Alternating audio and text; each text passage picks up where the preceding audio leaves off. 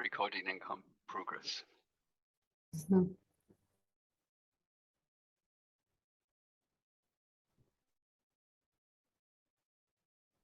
Just a minute.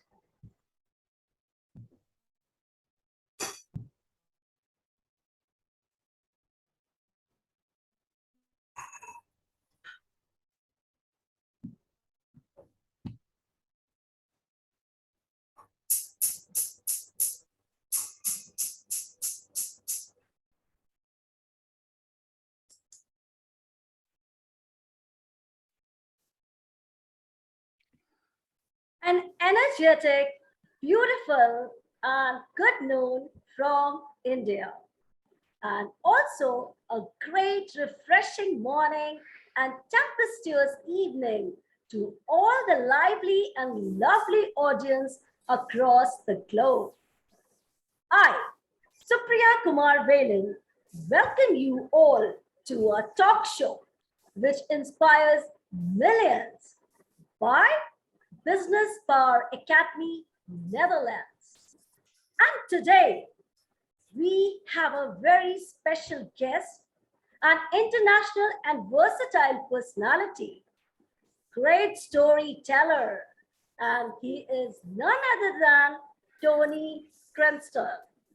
Welcome, Tony, to our show. Namaste, thank you, and guten Morgen over in Amsterdam.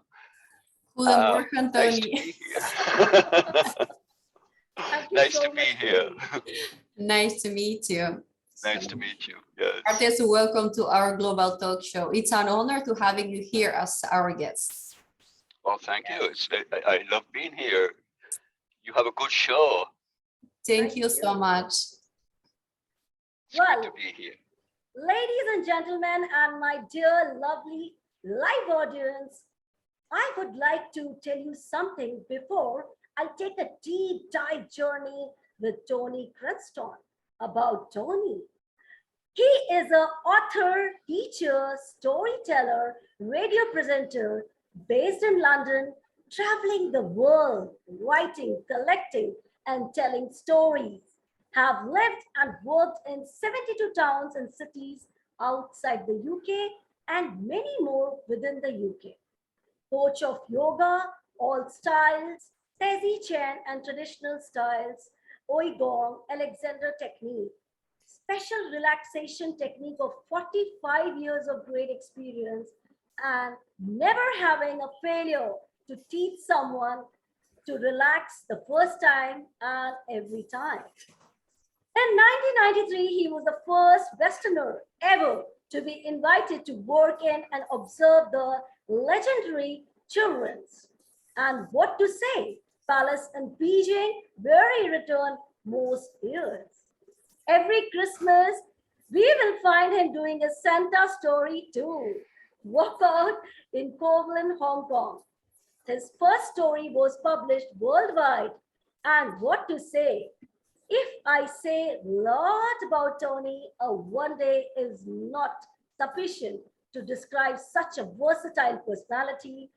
Of course, one thing I would like to say to my all audience, this China Today magazine, if I talk about, you can find Tony over there in 1990 in 7 world languages. Wow, what an honor to have you, Tony, with us today. Once again, welcome. Thank you. Namaste again. Oh, yeah. Well, it all sounds like a lot of things that I am doing, but it's really down to I'm old. I'm getting older. And I've done these things because I've done this, I've done that, and done this. And it took years to do. But I'll tell you then that it might sound a lot, but it has taken years. And really, I started late. I started very late, actually, in my 30s, I guess, before I started to do any of those things. My background is my parents were working class from the northeast of England. My father was a coal miner. My grandfather was a coal miner. I suppose my great grandfather was a coal miner. We lived in a poor area. And my father's priority would be to put food in the belly of his children and put a roof over their head. That was his priority. He worked hard. I mean, very hard. There's not much harder work than working down a coal mine. Very hard work. So he had no time for, say, me, myself, his youngest child, being a dreamer and wanting to do this and wanting to do that. He had no time to encourage me, but he didn't discourage me. But what I did learn from them was something that connected to me years later. They used to tell stories about the good old days when they were young. And mostly my mom would tell the stories because my dad spent 10 years, 6 of those years fighting in World War II in the Royal Navy and traveling the world and going to all of these places. And those stories stuck with me. I wanted to go to all of those places. So there's a connection from the past.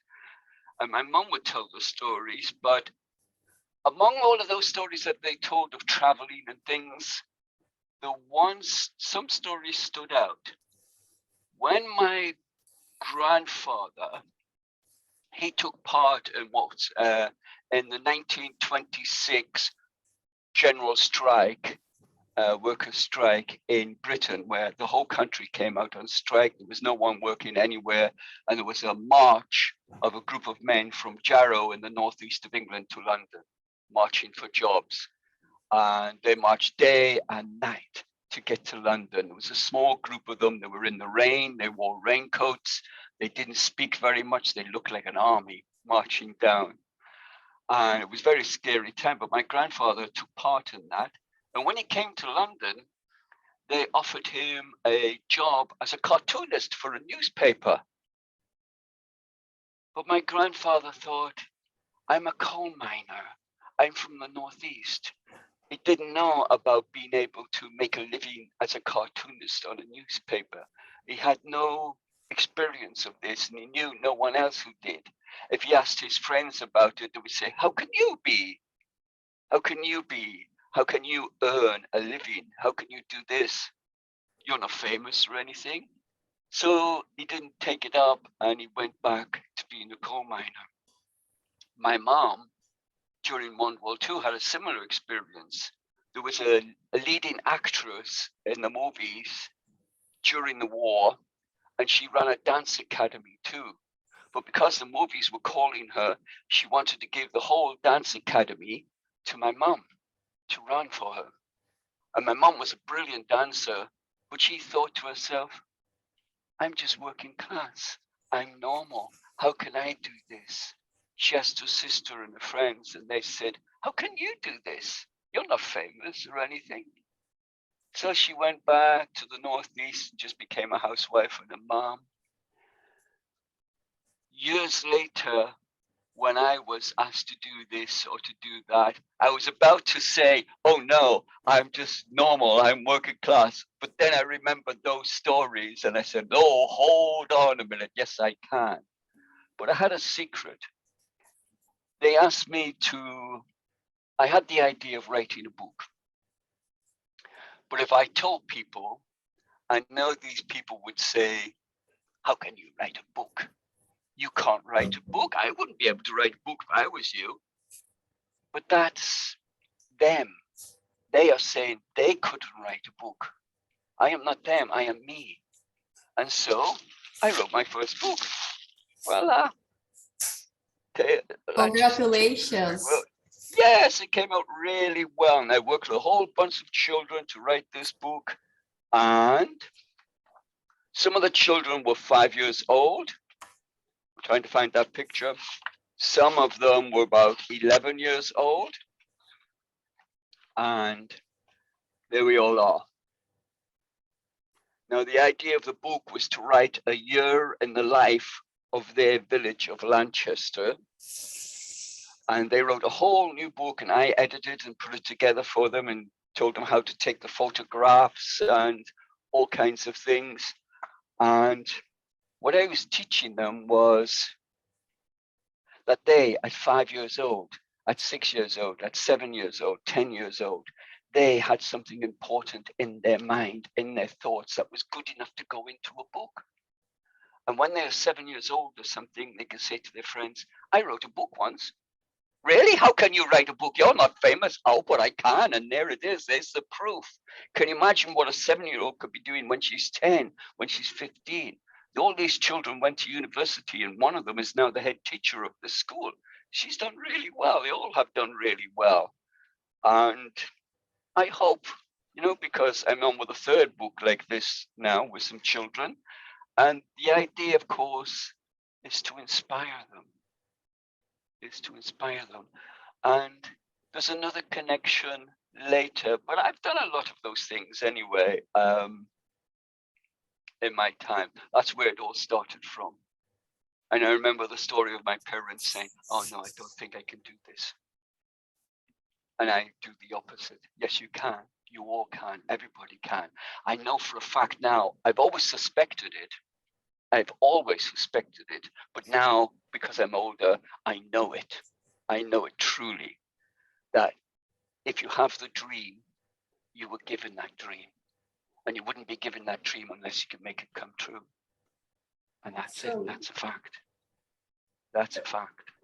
Tony, I must say, you are telling yourself old, but do remember, old is gold. And that's what you have proved in your incredible life journey. And the way you narrated your life journey, your challenges, your struggles.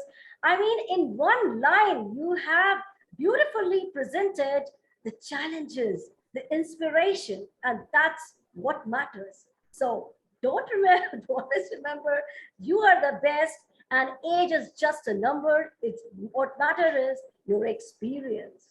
Wonderful life journey and so inspirational. And I am sure the viewers who are watching us today getting a lot of inspiration from Tony Cranston. And I am once more privileged to have a wonderful guest on this platform. Well, moving to my next question, Tony, I would like to ask you, when you face challenges in your life, in your journey, how you have tackled it. Please give us some tips to us also. Yes. Oh, as you get older, you have a lot of challenges. In fact, almost every challenge you've ever heard of in a story, in a book, in a movie, in a play, and that other people have experienced, probably you will have to do the same yourself. How I get over these things is because I've already done some things, I know I'm capable of doing them. So I'm braver now, and I can get through things a lot easier because I know I can do it. I know I can do it. The thing is, like the song says, if you're right at the very bottom, the only way to go is up. And that's true. That's true. You can't stay there forever. You always come back up. It's just natural instincts. We come back up. And then when you're back up, you find all the things that you learned when you were down come in useful. And you're a different you. You're a stronger you. You're a better you. If someone says to you, will you be able to do this? Just say yes and do it and worry about it later. That's what I always do. I went to a friend one day. We were going to co-write a book together. We sat down, we had a meeting and discussed what was going to be in the book, what my share would be, what her share would be. And then I left the house, and as I was going between the front door and my car, which was about 6 meters, I had a phone call. And someone said to me, would you like to write a book for us? Just like that. Would you like to write a book for us? I knew who they were. I knew that it was truthful. I thought, yes, of course I will. What do you want to write me a book about? And then they said, write me a book about, well, we're going to give you a list of trees and flowers and things that live in our woods. which is a place called Claybury Woods. It's in Essex in the UK, and you can write all about those things. I thought, fine, okay, I can do that. So within a couple of months, this came, Wow. Tales from Claybury Woods. Now, it was meant to be given away free, just left in community centres and given away free. But I kind of fought for the design of this book, and I wanted it to come out really well. When has So- been published this book, Tony?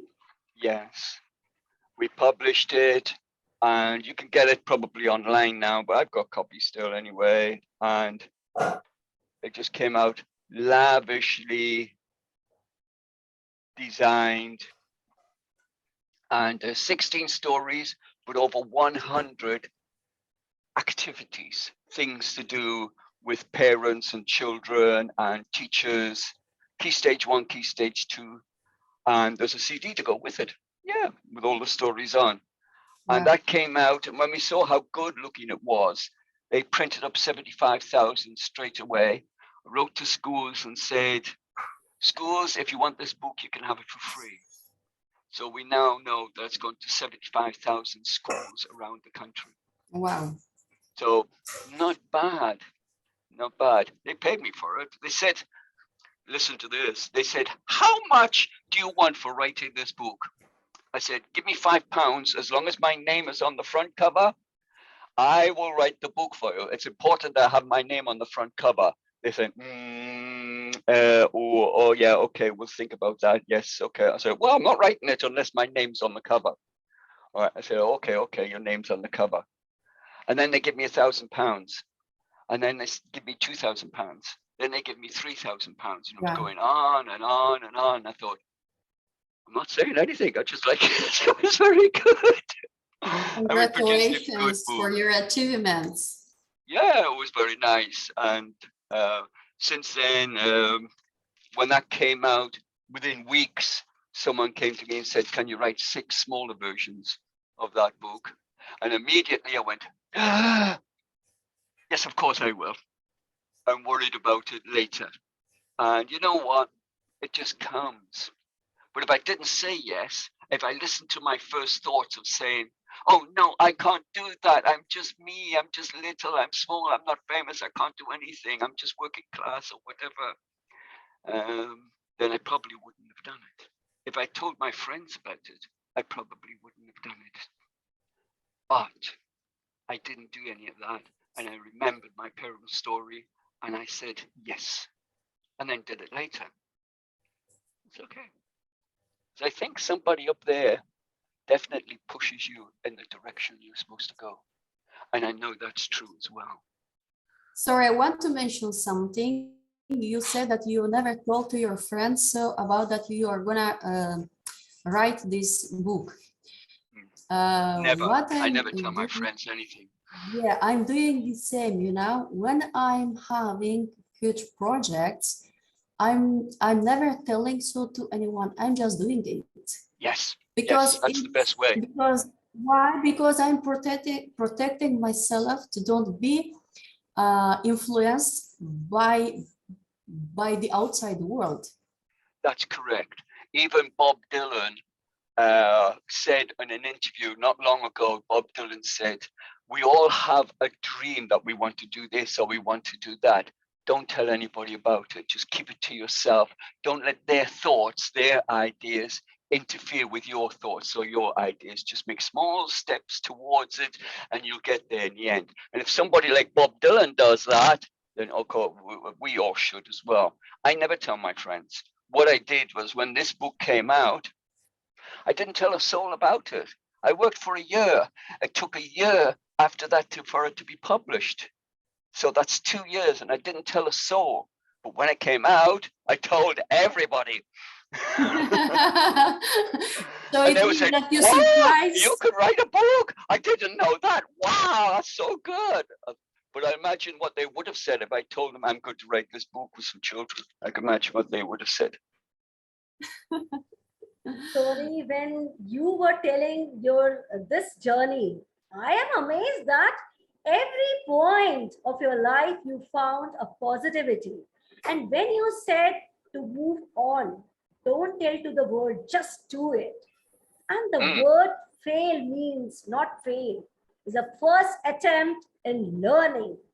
And if mhm. everyone will follow your mantra, I am sure there is no word of negativity, there is no word of disparity. It's always like Tony Cranston, move on, move on, move on. Don't tell your dreams until you prove it. So that's the golden nugget. We got it in this answer. And I am sure the people who are listening to you, all the audience are getting lot of hell inspiration from Tony Cranston, and you have proved once again life means if a bungee jumping, if a lemon giving you a life, make the lemonade, drink it, and prove this is the best life. So, thank you so much, Tony, for such a wonderful answer, inspiring, incredible answer. And moving to my next question, I would like to ask you what in your life was, you can say, awakening moment? We would love to hear. Awakening moment of your life.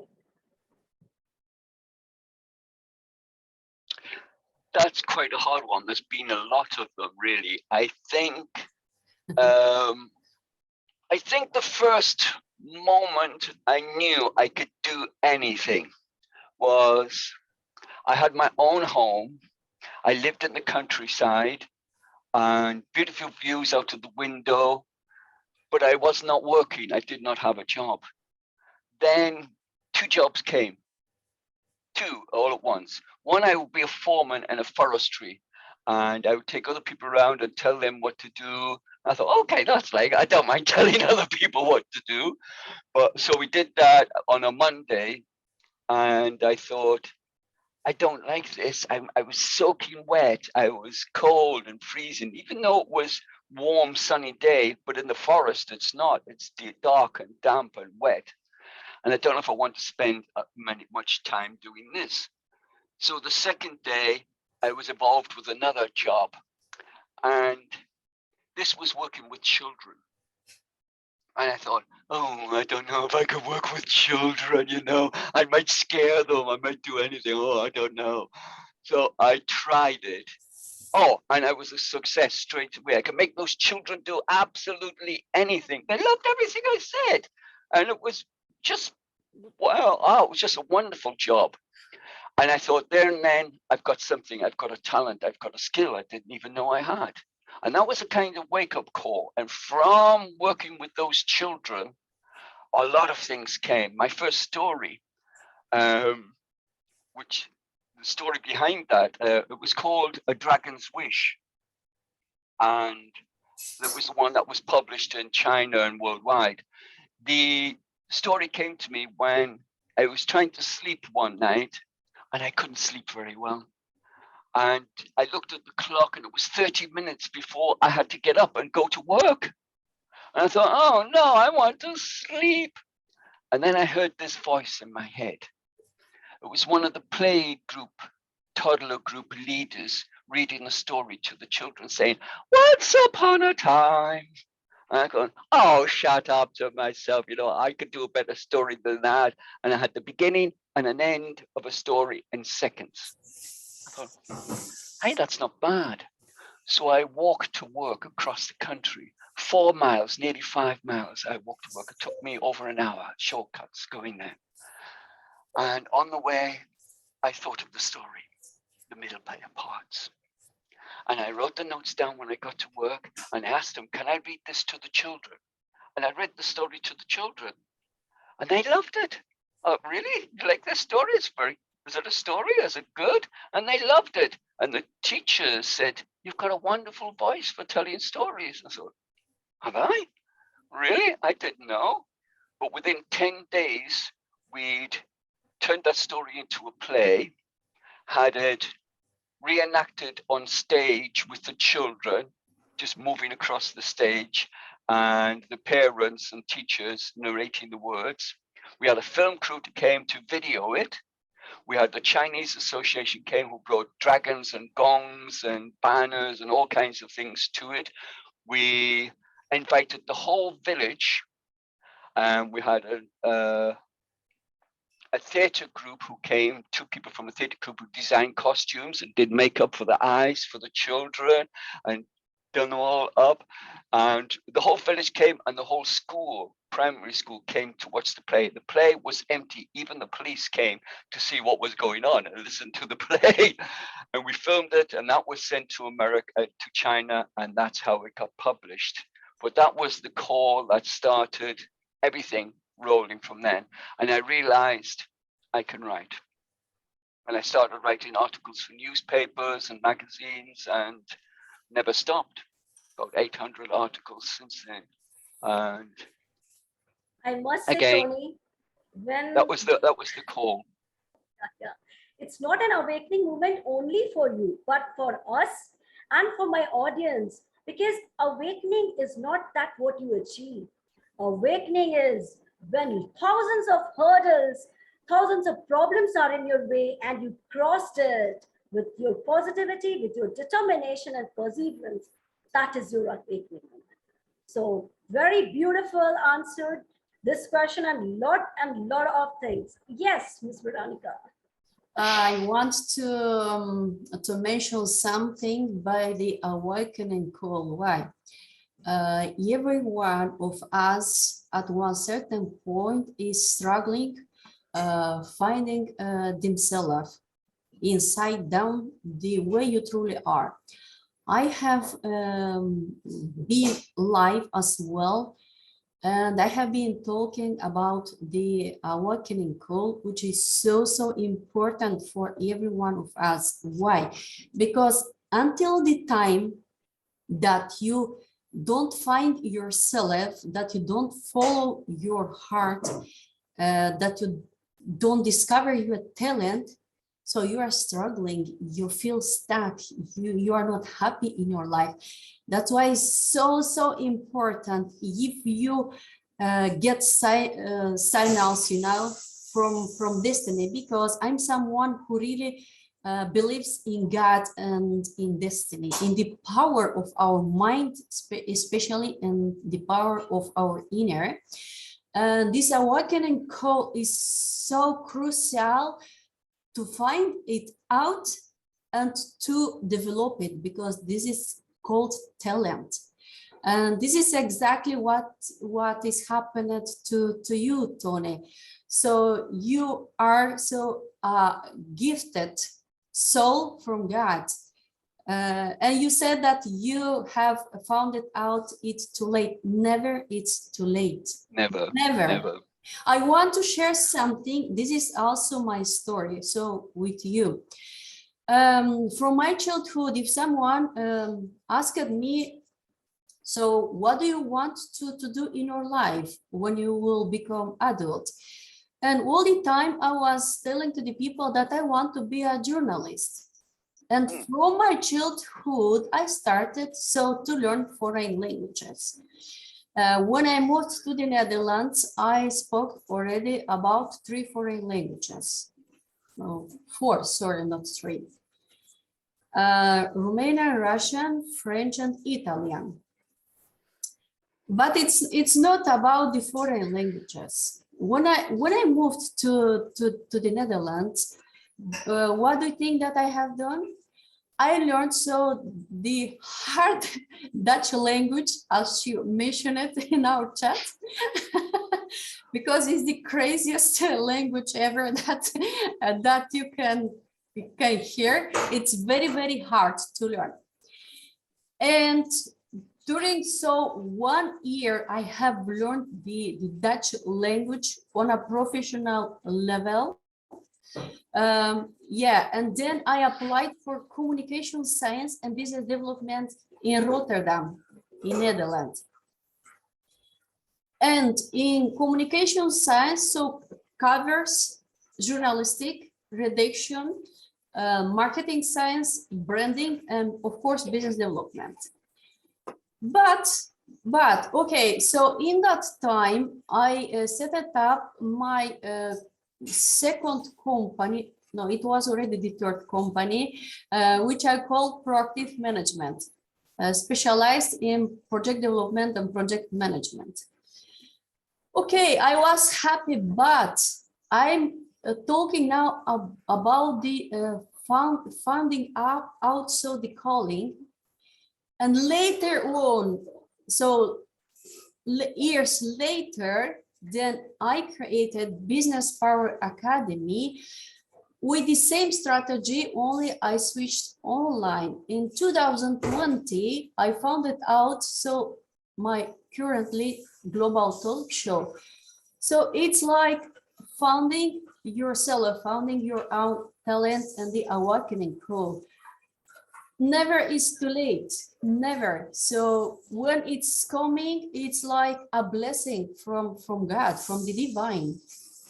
Everything in our life has his own time. That's why, so we have to embrace and to be grateful for everything what we are able to create. So thank you so much that you have so this gift within you to change the life of people and to inspire and motivate them and to teach them as well to get a better life and to improve as well so the quality of their intelligence.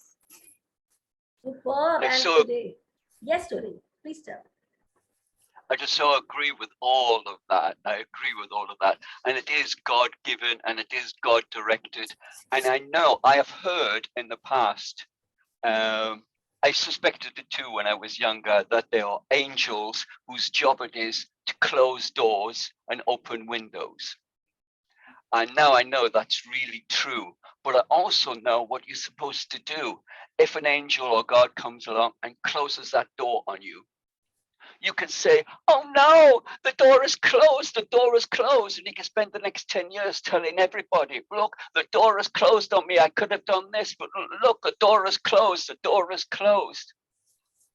Instead of looking around quickly to find the open window and all the light and all that new energy that was coming in for you, you should have looked around quickly. So when the door closes, look around and see the open opportunity there for you. Just waiting, it's there for you. The door would not close unless there's something there instead. And that's true. And I'm old enough now to know that. That's definitely true. When one old door is closing, so the new one is opening. Yes, always. It After would not close raining unless is there was a coming the new sun. one. Yes, after raining is coming the sun. That's true. Yes, that's it. Awesome. Yeah. I must say that after listening to your both experiences, everywhere is awakening moment, and I loved it. One door closes, God opens you 10 doors. And trust me, my live audience, my friends, God is there. When we think, no, nobody is not watching us, nobody is not doing anything. If our intentions are good, if we are good enough to create positivity, good work for the society, even God helps us and He knows what to click, when to click. Only the right time is there to click on. I do agree Yes. with Tony, with Veronica. I must say a powerful session is going on, and we are getting a lot of golden nuggets from Tony, from Veronica, and this session is really an electrifying session, a positive electrifying session. Super awesome. And Tony, I have heard one thing, and even I know you are a yoga coach. You give about the relaxation technique. And I want to ask, in today's world where everybody is stressed out with the tensions of the life, can you give some tips, tricks to our audience? How to relax? Yes. Yes, that's easy. I've been practicing yoga since I was 10 years old, so that's the mid 60s. But I became a qualified teacher in 1977, so that's 45 years I've been teaching. It wasn't for about 17 years when I realized that, well, after everybody told me that I have a good voice for relaxation. People think they just hear my voice and they go to sleep. Don't know what that means exactly, but they go to sleep and they relax. And you know, it's not hard to relax. Relax is the most natural situation we're all in. If you're stressed, you're doing something to yourself. But let me tell you a couple of things about stress. There is useful stress and useless stress. Useful stress is when you are wanting to cross the road and you look left and right just in case a car comes and runs you over. That's useful. Useful stress is when you come into your exam times and you study and study and study and study and study and don't sleep and study and study and study and worry about it, but you pass. So that was useful stress. Useless stress, on the other hand, is things that when you get too much of things or perceived too much of things. For what might be stressful to me might not be stressful to you. What might be stressful to you might not be stressful to someone else, and so on. It's just what you have or perceive. You must learn to say no. Or I could give you an example. A friend worked in an office. She used to finish at about 5 o'clock, but her boss at 4:30 would come along. Well, not her, just her immediate boss, not the big boss, would come and give her a whole bunch of papers and said, "Can you finish them before you go to work, before you go home?" There's 2-3 hours work there for her. She doesn't finish till 8. She doesn't get paid any extra. She has all of that stress. Then I told her, look, couldn't you have brought this to me earlier and I would have finished it? It's very unprofessional for you to bring it 30 minutes before I go work, and so on. And when she told him that, he stood back and said, well, actually, it is very unprofessional of me. I'm sorry, I should have given you this at 2 o'clock when I needed it done then. And I won't do that in the future. She learned to say no, but in a nice way. So after that, she would say, yes, I will do it if I have the time, looking at her watch and saying, it's 4:30, I'm finishing at 5, meaning if I have the time, I will do it. And from then on, her stress just evaporated. But we all get stressed. But doing any of the relaxation techniques or the breathing techniques, let me tell you how it works. When your body slows down, and usually at the end of a yoga class, you're lying on the floor, not doing much, or you're meditating and you're sitting and you're not doing much. So your body is slowing down. Then your breath has to slow down. And that's natural because you're not really exerting yourself in any way. So your breath is slowing down. But when your breath slows down, the brain has no option at all. Never in a million years. It can't be done in any other way. Your breath always follows the dictates. Your brain always follows the dictates of the breath. It can't be done any other way. There is no other way. If your breath is more relaxed, your brain is. If your brain is more relaxed, your breath is. This is the way we are. 24 hours a day, 7 days a week, the whole of your life, whether you're aware of it or not, your brain has to follow the dictates of your breath. And when you think about it, think of everything that you've ever heard that is relaxing. Sitting in a cafe, drinking a cup of coffee, a cup of tea, watching people going by, reading a magazine, zoning out in front of the TV, playing chess, taking the dog for a walk, doing yoga relaxation or meditation, all of those things. Just lying in bed for 10 minutes. All of those things, if you look at it, body slowing down, breath slowing down, and the brain following. That's all there is to it. Look at everything you've ever heard of. When you see all of these techniques, you will see body slowing down, breath slowing down, brain following. Even those CDs and programs you buy to help you meditate, the visualizations, they're all the same. They tell you to lie down on your bed, plug in the CD, press play, and listen. And the skill of all of that is just you lying still for 10 minutes or the length of the track. Because all doctors know, all therapists know, all yoga teachers know, now you know that when the body slows down, the breath slows down, the brain will follow. 2 minutes is pretty good. 10 minutes will be better. gets deeper and deeper. The beauty of it is that what used to take 10 minutes to get to will only take 2 minutes after only 2 or 3 goes. It gets much more efficient. Now, there's no such thing as emptying your mind. That's ridiculous. You know, you can't do that. What they mean is throw out some of the clutter in your mind, all the things that's going on in your head, 10, 12 different things at once, and come down to 1 or 2 different things at once. So you find concentration and focus very easily. That's all there is to it. There's no, when you're relaxed, there's no feeling like, it's not like that at all. It's normal. You just feel like everybody else, normal, no different. The thing is, though, when you've been relaxed a few times and you've done these techniques and it's just part of your life, 2 minutes, 10 minutes a day, whatever you want to do. 10 minutes one day, an hour another day, 2 minutes another day. Don't be different times even. But you'll find that people around you will start to say, you're never stressed, are you? You always seem to be relaxed. You're always so laid back and so cool. And you were thinking, what? Me? And then when you find that people get stressed around you, you'll be wondering, what are they stressed about? And can't they see? That's all the answer is there. That's it. They just do that. And people will look at you as if you're a genius.